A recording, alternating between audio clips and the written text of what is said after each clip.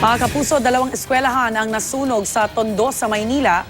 Problema ngayon ng mga estudyante kung paano nila ipagpapatuloy ang kanilang pag-aaral, lalo pat ka-graduate na ang ilan sa kanila. May live report si Haji Rieta. Haji.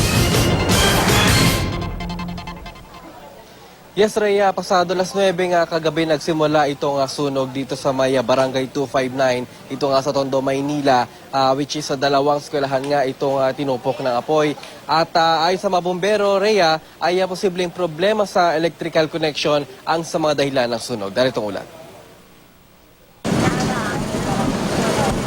Pahirapan ang pagapula ng mga bomberong ito sa apoy na tumutubok sa isang gusali ng Gregorio del Pilar Elementary School sa panulukan ng Abad Santos Avenue at Recto Avenue sa Tondo, Maynila.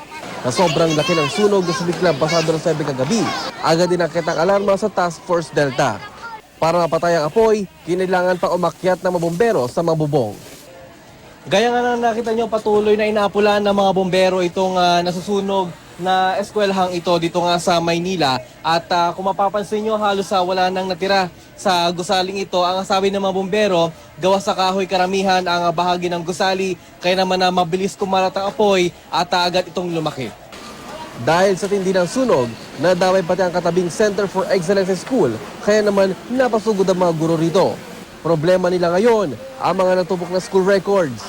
Talagang mag-uumpisa po kami sa simula kasi sa amin from grade 3 po, nandun na po yung record nila from kinder, grade 1, grade 2. Talaga pong mahirap. Dahil sa sunog, hindi alam ni Eduardo Mondares kung paano nag-graduate ang kanyang anak na dito nag-aaral.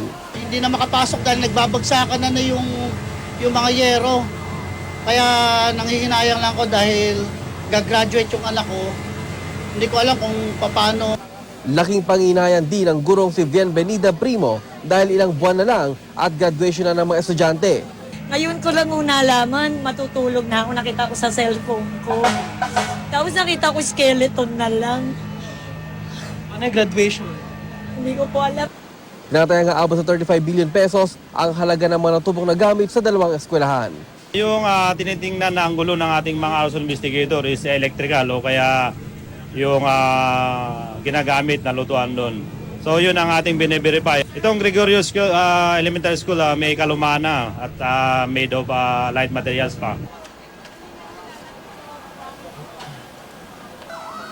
Rhea, pakita ko lang ito ngayon yung sitwasyon ngayon dito sa may Center for Excellence School naman dito nga. Ito yung isa sa mga nasunog na eskwelahan dito nga sa may Tondo, Maynila. At talagang wala na, no? Mga kahoy na lang itong natira sa mga classroom. At yung mga dumating dito ngayon, Rhea, itong mga guro naman at kasama na rin itong ilang mga estudyante. At ayon sa pakipag-usap natin sa ilan sa mga guro, ay suspendido muna yung klase ngayong araw at isasanggunin nila sa Department of Education kung saan sila magsasagawa ng kanilang temporary classes dahil nga talagang ilang buwan na lamang ay magkakaroon na ng closing nga dito sa kanilang eskwelahan. Rhea?